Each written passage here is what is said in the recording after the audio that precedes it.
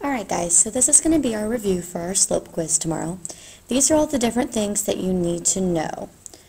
You need to know how to graph a line in quite a few different ways. So you need to know how to graph a line if they give you just the equation. So they're going to give you the equation in y equals mx plus b form. So you need to know what all those things stand for, which I will talk about in just a minute. You need to know how to graph a line if they give you only the y-intercept and a point on the line. So they're not going to give you the slope. You need to know how to graph a line if they give you the slope and a point on the line. And then there's one other thing that we haven't talked about, but y'all can get it figured, and I will show you in just a second. You need to graph a line if they give you the x-intercept and the y-intercept. I'm going to do an example of each of these in just a second, but I'm going to go ahead and explain what else you need to know for your quiz. Okay, you need to understand how the graph changes whenever your coefficient changes. So remember, our coefficient is our m, it's what's attached to my x. So if I have a bigger number that's a coefficient, my line is going to be steeper. If I have a smaller coefficient, like a decimal or a fraction or something that's less than 1, it's going to be more flat. So these are just some examples just to kind of show you how they change. So I have a whole number, it's going to be a little bit more steep than my decimal, it's going to be more flat. And on your quiz or test or whenever you're doing this, if you forget, just make up an equation, plug it into y equals, and look and see what the graph does, and you'll totally start to realize what the coefficient does. If they give you a graph, you need to be able to say if it is proportional or not. The way we can tell it's proportional is if it crosses through the origin, okay? So both of these right here that I drew are proportional because they cross through 0, 0. On my equation, it would have no constant. So that's a way you can tell that a linear equation is proportional, either by the graph or the equation. You need to remember what the slope formula is. It's y2 minus y1 all over x2 minus x1. You use this formula whenever all you have is two ordered pairs and they ask for the slope. I'll do an example of that in just a second. Some other things that you need to know. If I have a line that's increasing that looks like this, it's going to have a positive coefficient. If I have a decreasing line that looks like this, that's a negative coefficient, or positive and negative slope. Okay, remember all those things, all those different words that mean the exact same thing. If I have a y-intercept, this is the format that the ordered pair looks like for that y-intercept. It's going to have 0 as my x, which makes sense because it's only going to be on my y-axis. I'm not going to have any kind of movement left or right. And then your b, which is a part of this y equals mx plus b form, your b, that number, becomes your y value. Your x-intercept is just going to be the opposite. Your x-intercept, you're not going to be able to tell from your equation, but you can figure one out. It's just the opposite. It's whenever y is 0. So this x is going to change. It's not going to be the same like how b is.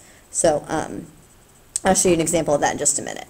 And then this is the thing that I keep saying in class that you need to have memorized.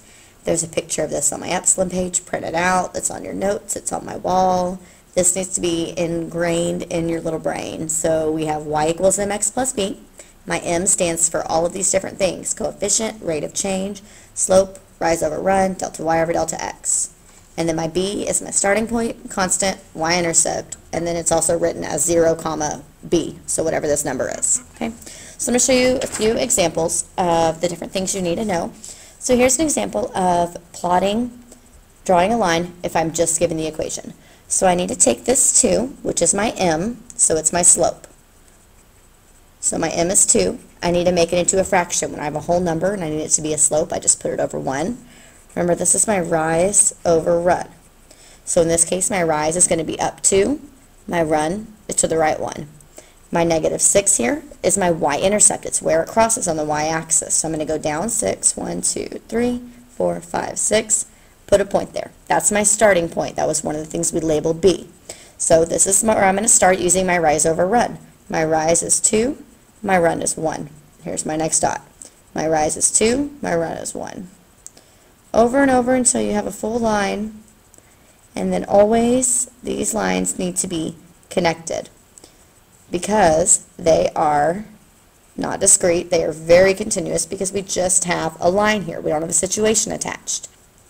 To finish out the other half of my line, if I went up and to the right, I need to go down and to the left, down and to the left. So it's always just the exact opposite of whatever you did.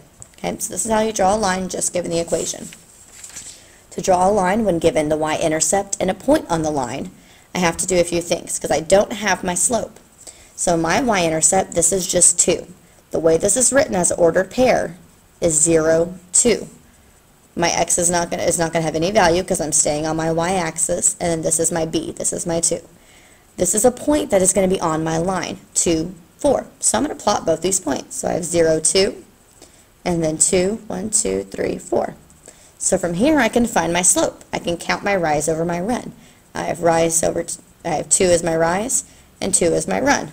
So my slope, just from those 2 points, I can find is 2 over 2, which simplifies down to 1, which means it's just 1, 1, 1, 1.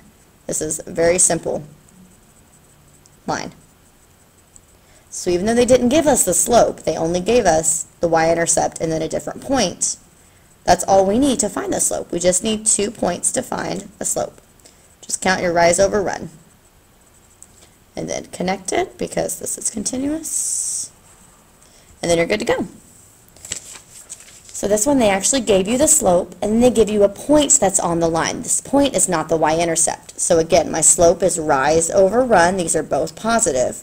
So I know my rise is 3, my run is 2.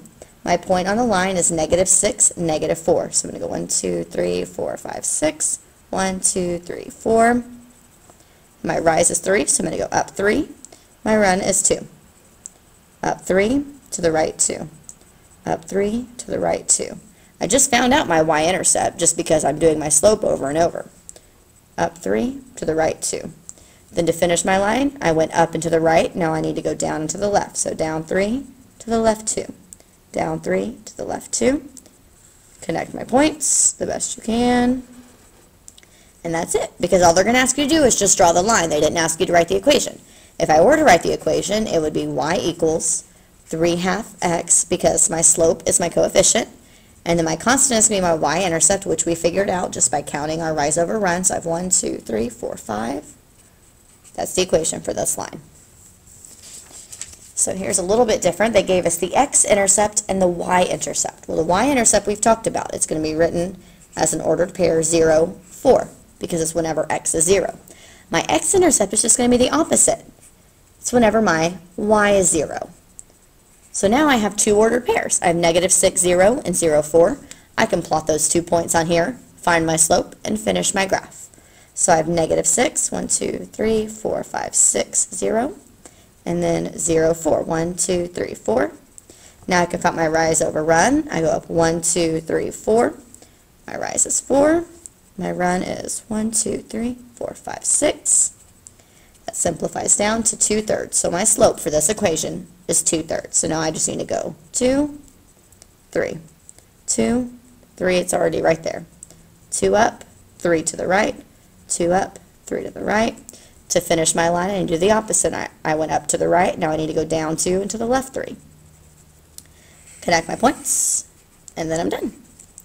So the last thing I'm going to do is remind us how to use the slope formula. Your slope formula is y2 minus y1 all over x2 minus x1. We need to label each of our ordered pairs 1 and 2, so that way I know where they're going to line up. So my y2 is my -3.